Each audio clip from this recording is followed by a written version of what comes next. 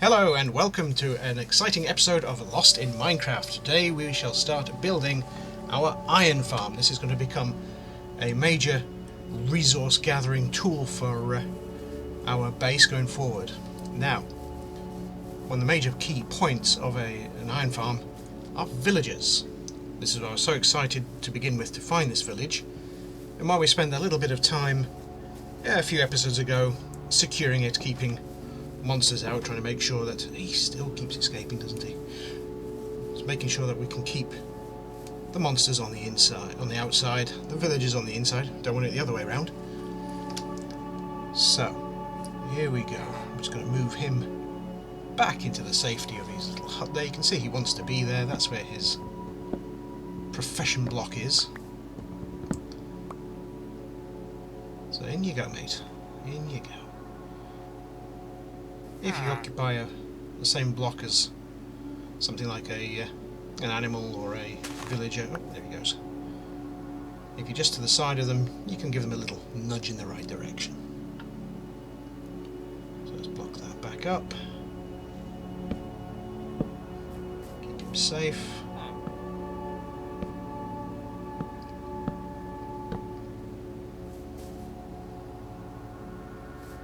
Make it look a bit prettier. There we go.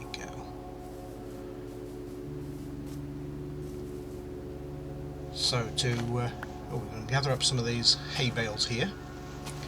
Hay bales are like a combined block of wheat. So where if you can take something like 9 copper bars, 9 iron bars, something like that, you can make them into a block. The hay bales here are the same but for wheat. So each one can be broken down into 9 bits of wheat, which will become very important. You can use it to craft bread to help tame and breed animals, so it's always useful to have a good little stash around, so we shall put that to good use a little bit later on. So we'll make our way in here, some more hay bales, and I do believe we just spotted there our little friend has escaped to the other side again. Now I think I've worked out. Yeah, there he is. He's been climbing up here, and as you can see, that block connects. So he's just been able to meander his little way around. So we'll gather these, stop him from escaping again, and go and put him back in his nice little safe area.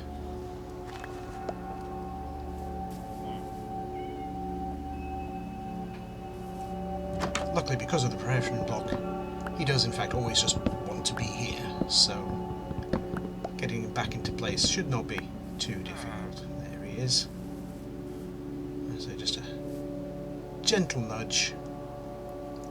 You can hit villagers to encourage them to move elsewhere, but in this instance that would be a bad move because the iron golem would take great offence. That is not a fight we want. So, to help our villagers, I'm going to do what I call creating a town hall. So we want all the villagers in a certain area so that we can help, again, protect them, but also utilise some very special mechanics for villagers. So we've got a couple of buildings sort of right next to each other, so I'm just going to expand into these, make sure they're both sort of linked together. So plenty of room. We're effectively going to have all of our villagers in one space.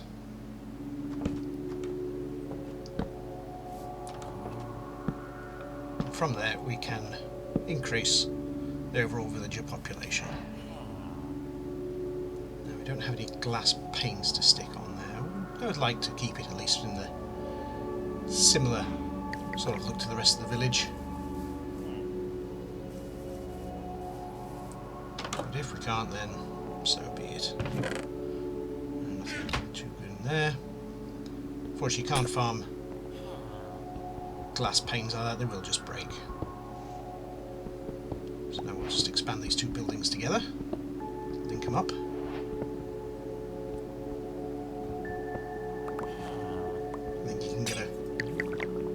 feel for the idea now.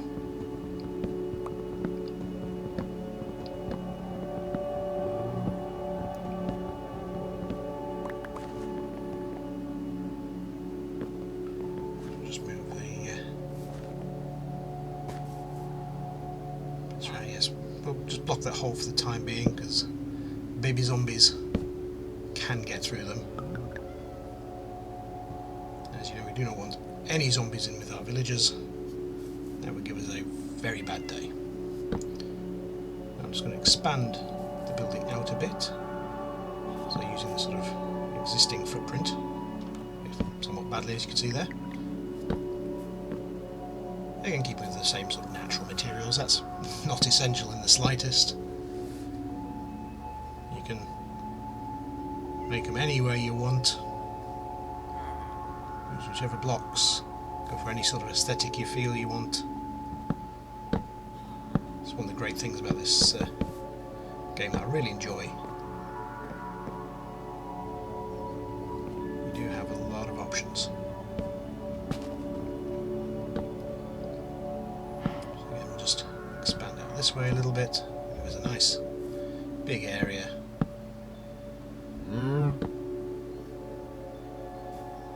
The fences don't really matter, they don't get in the way, don't stop anything, so we can just build round. You can see we've got a nice little doorway there, villagers can get in and out. We've got a creeper in the area, have to keep an eye on that. What I did not realise was he had in fact spotted me. So he swims his way up, climbs across the landing and gives me a bit of a bad day. There he goes. Luckily our villager was a little bit further away from the blast, so he is fine, luckily. And only a minor repair to make to the groundwork and the wall there. As you can see, I'm having fun with some of my favourite bits of the game. Stair blocks. Just to make a nice roof over the top. Keep spiders out.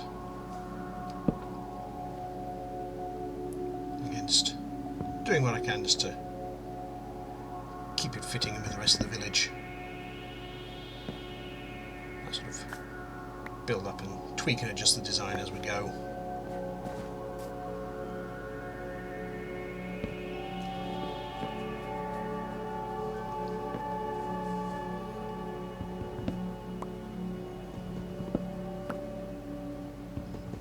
Decided rather than building sort of a second roof, as it were, just to expand what we've got.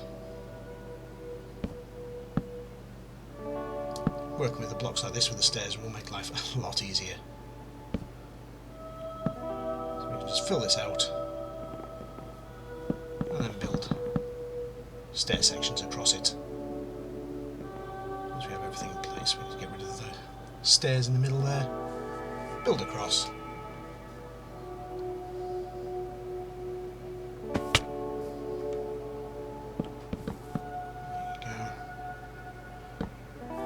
Nice and neat and tidy, fitting in nicely. Definitely going to have to fill that hole in.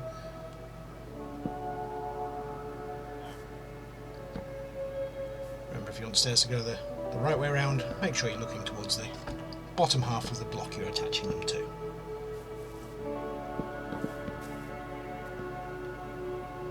And now you can see we have the roof pretty much all built, so it's nice and safe and secure. Slap a couple of torches about, keeping it lit, keeping it safe as always. Can't get up there, but we can jump and place a torch.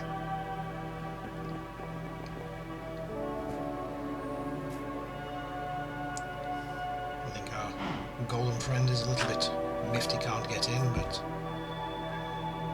we don't really need him in here now. As you can see, it's a nice chamber in here, so we'll break all this down.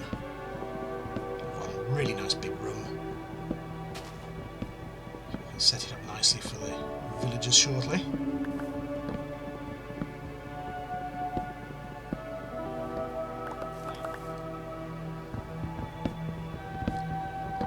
Luckily getting all the villagers into here will be fairly straightforward. They're not the smartest of mobs when it comes to getting them where you need them. Put down a nice bit of flooring for them as well. So this will be an instance where it will be quite simple to get to where we need them to be.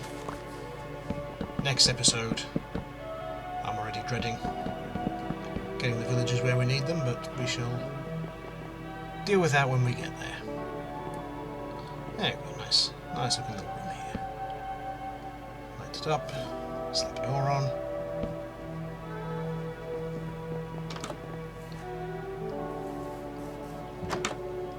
Now for the next stage, we need to go around the village and grab all the beds. We're going to move them into our new little town hall, because the villagers will link to beds, they will link to profession tables, and we want to use them, the linking to beds effect. So when night time comes, now there you go, little green stars indicate that villagers are linking to them. So yes, when night comes, they will come off to their beds, and then we have them where we need them.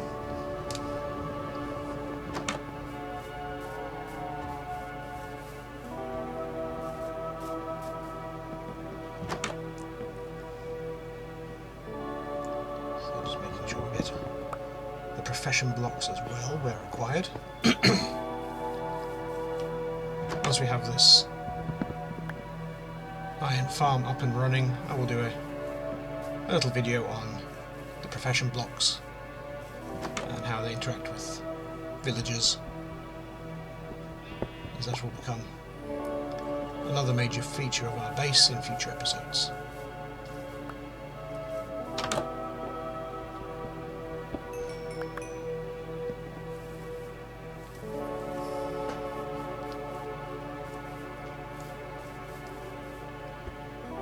For villagers, you can ring the bell. As you can see, it encourages them all to scarper back to the safety of their beds.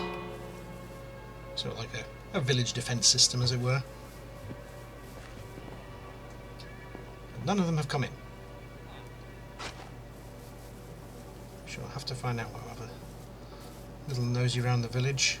You may notice a few partially deconstructed buildings throughout the village. I've used those to scavenge parts for the town hall. As you can see, they're all trying to get through the wrong side of the building. See what I mean about villager pathing? And now they have a little route. They will quite happily flee to where we need them.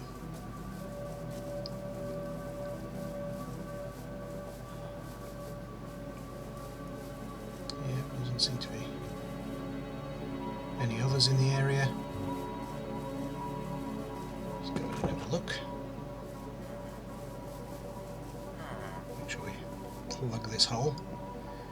Excuse me, my friend, in you go. And it's just getting dark outside as well. Perfectly timed.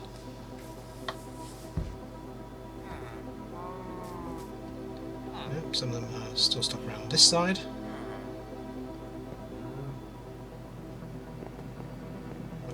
Through where we need them. The little flamey smoky bits on the bed to show that there's a villager trying to get to them, but being unsuccessful, he's getting a bit frustrated.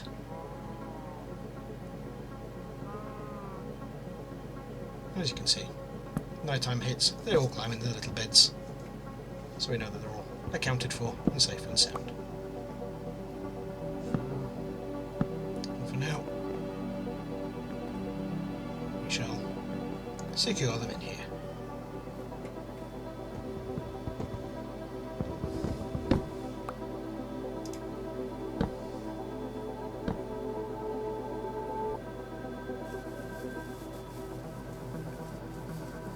So now it's a new day, we've had a sleep as well.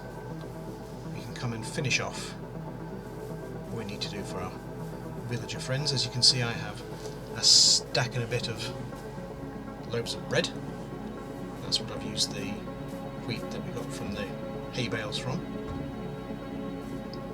Now we need our own little access route in that the villagers cannot use to get out.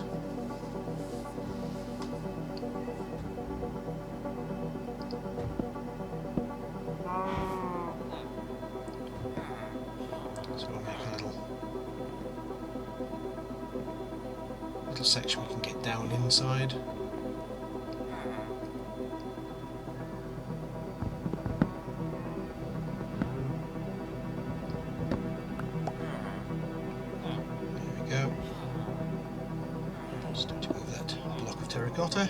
And we can climb down. Fall down. We shall install some blocks and some ladders so we can climb in and out. Villagers cannot climb up and down ladders. If Mojang ever adds that to the game, then a lot of my builds are in trouble.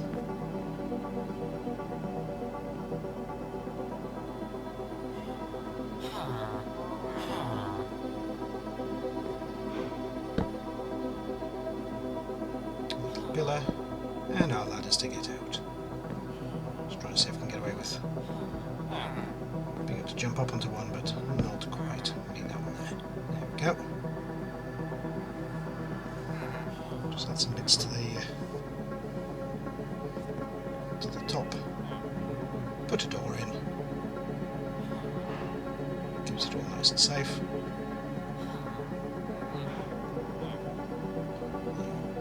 Plenty of blocks there. Put some doors. So now we're in here. You can distribute the bread to the villagers. As you can see, they all run around, grab it all, munch it all.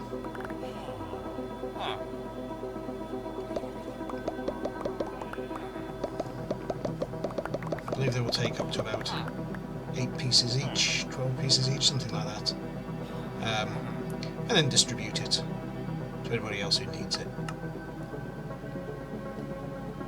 Now we need a few more beds. Spent an evening chasing a sheep around and shearing it whenever it regrew its wool. Because now that the villagers are fed, they need spare beds. Villagers will only add to the population when there are beds for the new villagers to sleep on. So we shall pop one down there, and one down there.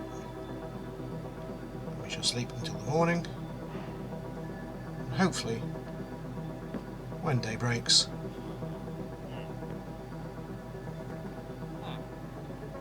there you go, we have villagers starting to do what we need them to do. Which feels a bit weird, for a bit of privacy. Next time we turn up, we should have some extra villagers. So we come back up to the base, leave them to it. We'll not be going back there for the rest of this episode. So a little bit of work up here, so adding in some gates to get in and out easily. I found having to dig holes and adding jump platforms a little bit frustrating to get in and out all the time, so let's have some proper gates. As you can see, outside of this gate I've added in 2 little sections of farmland, just like we did in a previous video. Farming with farms little video. So it's exactly the same setup as that. And we're putting our cobblestone farm and stone smelter, lava farm, all to very good use. This is why we spent a few episodes getting this all set up. As you can see, hopefully it's been worth it. Now we're going to start this smelting off some smooth stone as well. We will need a lot of materials for this iron farm, so Okay, there's different types of stone as well, some diorite, we've got some granite. That's how we can use what we think looks good. Now, because we're going to have multiple different types of crops, we're going to plant them in rows, because if you plant in rows with a different type of crop in between, they will in fact grow just a little bit quicker.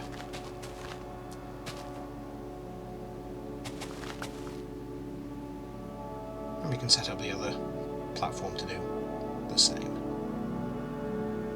Oh, we have a friend. The sheep has spotted that we have a piece of wheat. That's what they used to feed with.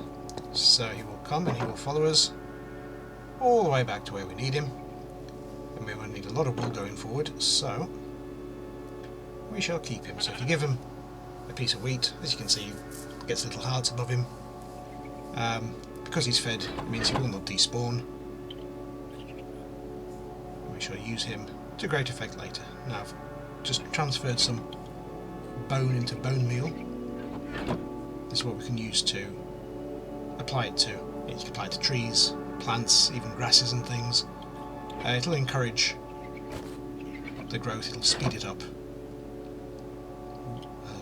by a great deal. Sometimes it only needs one piece of bone meal to increase, sometimes it needs extras. So it's always good to have a bit of a stash. We will make a bone meal farm at some point.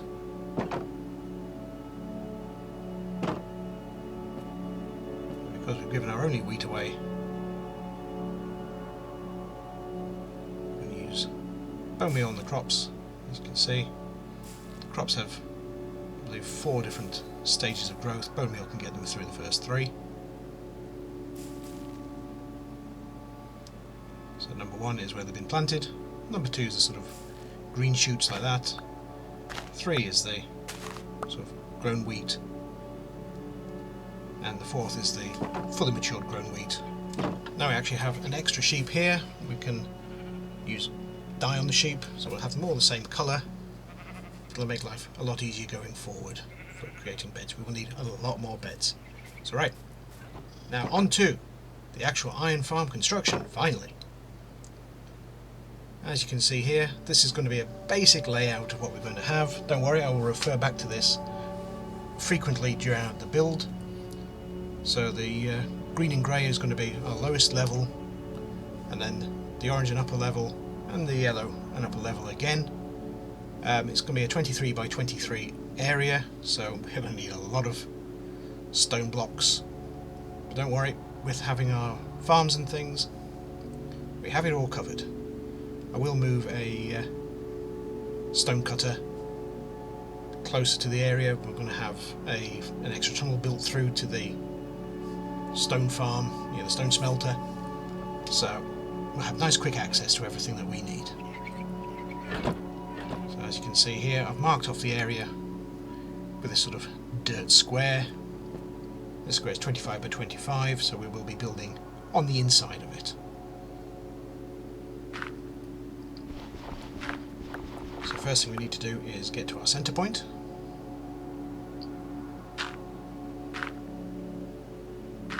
Just building out into the middle.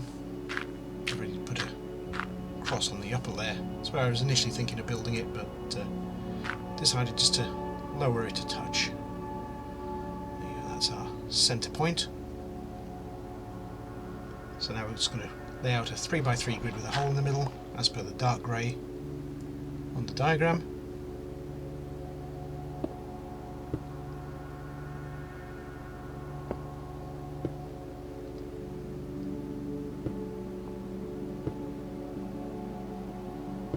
Like so.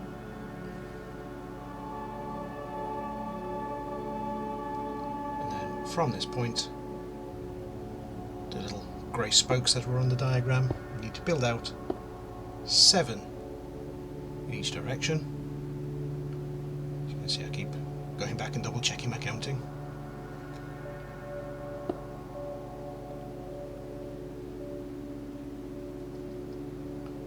It's one of the reasons why I like to do this in smooth stone, because the little grey outline on the edge makes it easy just to keep track on how many blocks you put down.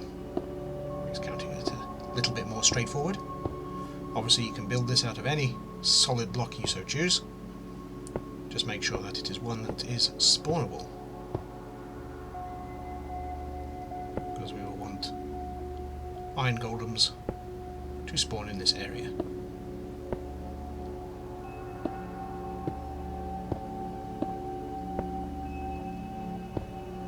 So now we're just filling out that green area there. It takes a bit of time. We chop backwards and forwards, getting more stone. So I won't show the entire process, we'll skip through some bits and pieces. Now if you've ever looked at iron farms online before, sometimes they can be built really an awful lot smaller than this. Now the reason why this one has been built, I've found out some information about villagers, iron golem spawns, and iron golems will spawn within a certain amount of, a certain distance of the what they consider the centre of a village, which will be determined by beds. As you can see, our whole platform is now finished. Just popped underneath, just going to put a little dirt column in and some more torches to it, just to stop any spawns. Now it's getting a little bit dark under here with the big platform above us. So yes, because of the way we're going to have beds set up underneath this, we want the iron golems to always spawn within this sort of area. As you see now, we're doing the orange section, so that's one block up, 2 blocks out, and then we shall do the yellow one, which is going to be a further block up and out.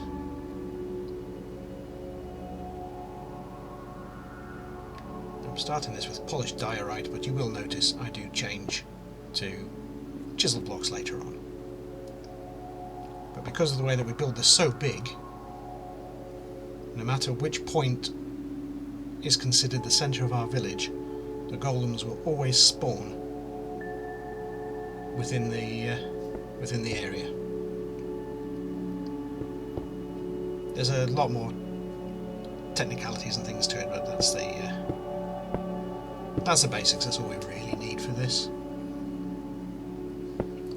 It helps increase the productivity and stops golems spawning in lots of random places. As you can see here, I've changed to the chisel blocks. I always prefer the look of those. As you can see, this is with our full little platform around.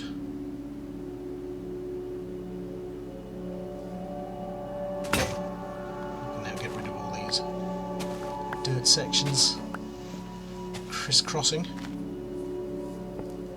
We're doing this sort of dark amber and dark orange, extra little raised platforms above the side. The reasons for these will become apparent shortly. Just build the same on each side.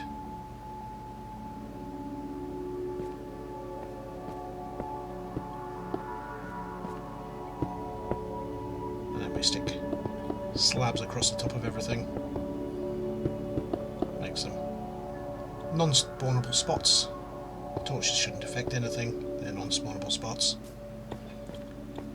So now we need to design our golem kill pit. So we shall start off by sticking down a campfire. The reason for the campfire is because the villagers will also spawn cats.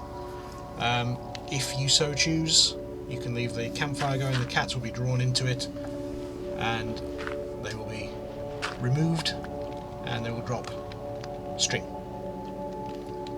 Personally, I'm not a big fan of this, so I will at some point extinguish the campfire, and it will just be a nice area for the golems to come into, and you'll just have a bunch of cats bouncing around inside of it.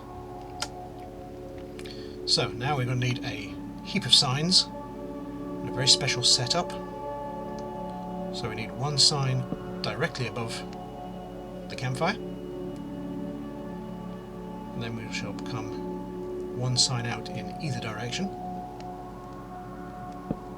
So one in front, one behind.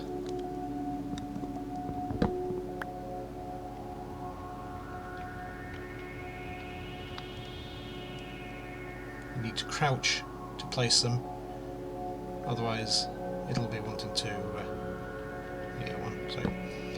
one above the first one and then one out either side, front and back, like so. Doesn't matter if you accidentally put any writing on the signs, you can leave it, delete it later, whatever. That's the first one. Second one, and then a set of 3 across the sides like so. I do apologise for some of the cuts here. I was backwards and forwards referring to notes on this. Maybe worth making some notes yourselves. It's a unusual setup, but it works.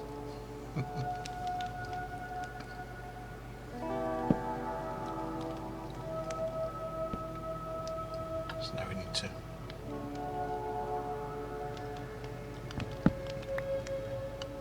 get some more signs.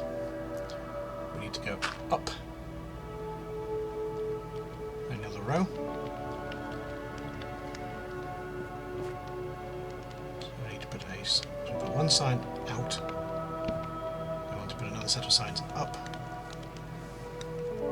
At the moment, the game seems to be able to put signs at all sorts of funny angles, so just try to get it as straight on as possible.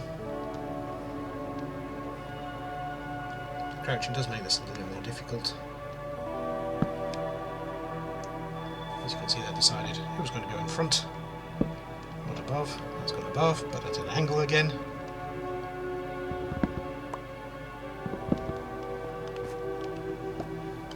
Hopefully I'm showing you the mistakes that I made so you can learn from it. So I've just got an extra block higher up. It's a bit easy to put the sign on top, so there we go. Now we want to we need to circle the whole area with signs up there. So one there, and then come to the side. The first one makes a bit of a right angle. Then another 1, 2, and 3 out. And another right angle one. Another 3, 1, 2, 3.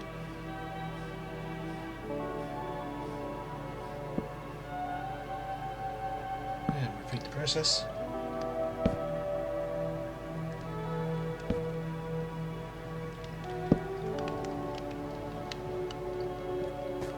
And finally come around the final side.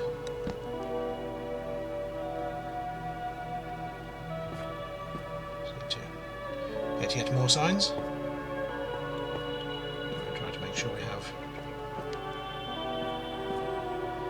the crafting table nearby. Obviously you can set this up inside the platform if you so choose. Just remember you are going to need to move it once we're done.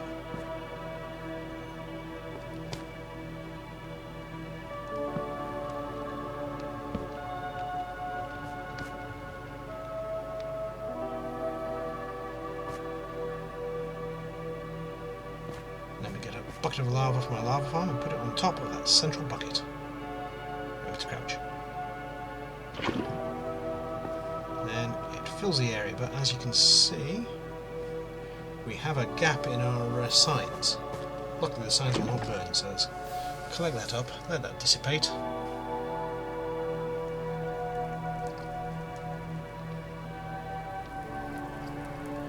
We've come one section a little bit too far out. We should have been placing them on that one there. So because of that gap, the lava could go out. And now it is raining. So we shall take out that outer side there. It's just that one side. You can see that from where the lava was leaking out from. And then you complete it like that. So that one is a bit side on, That covers both of our gaps there. So you need two on the side. So we put the lava in. And by the magic of Minecraft logic, wooden signs keep the lava perfectly contained. So we shall remove these here blocks. I do go around and remove the accidental lettering on some of the signs. You don't have to do that. So we're going to make ourselves now one of our infinite water sources, just like we had done before. We're going to get ourselves a heap of buckets and fill up our buckets with water buckets. As you can see, I've actually drawn the water out a little bit too quickly, which has actually destroyed the infinite water source. I did not realise that was a possibility, so just take them out a little bit steadier, give it a chance to reset itself, and then we shall go around. First of all, we shall put a water bucket on each of these raised corner sections that we made.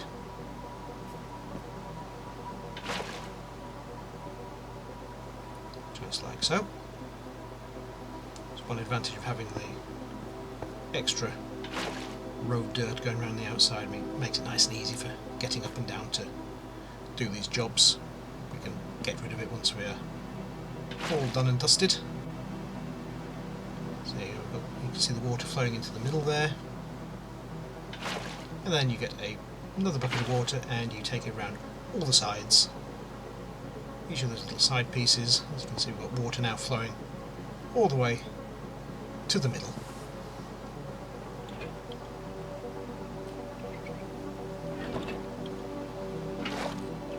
So now when our golems spawn, we'll spawn in the flowing water area and get swept slowly down to the lava pit. They'll hit the lava pit, and because they stand 3 blocks tall, the heads will be in it, so it'll take them out. They will drop iron, which will come down through the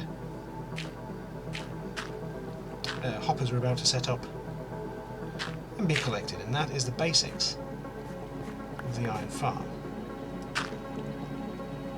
So we shall set up a series of hoppers.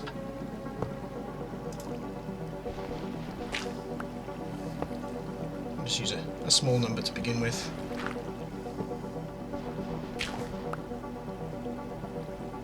I'll have those go into a double chest shortly. But we're going to set up a little dirt platform around this lower hopper. There's a very important reason for this.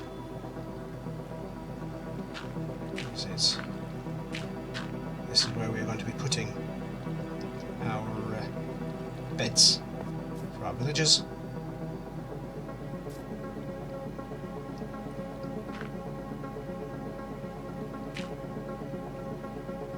It'll mean that the village centre will be determined by a bed up on that top platform, so our golems will spawn in the right area. But you'll see the full setup once we get the beds up and running. But for now, we've just got this little platform. And we shall stick our double chest underneath. Just double checking the setup is all good and fine. It is.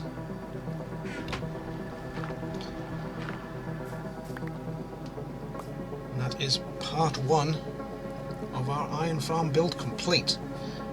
Part 2 should be coming shortly.